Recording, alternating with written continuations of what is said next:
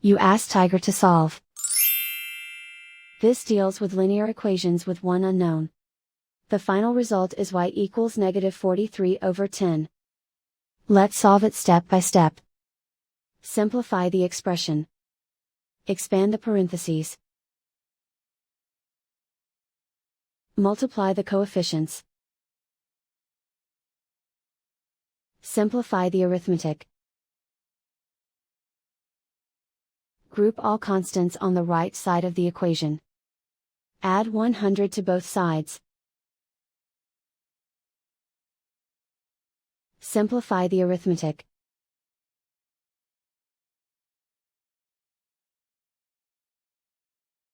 Isolate the y. Divide both sides by -20. Cancel out the negatives. Simplify the fraction.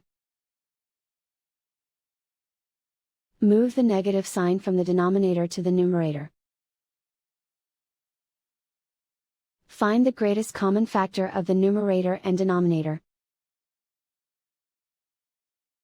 Factor out and cancel the greatest common factor.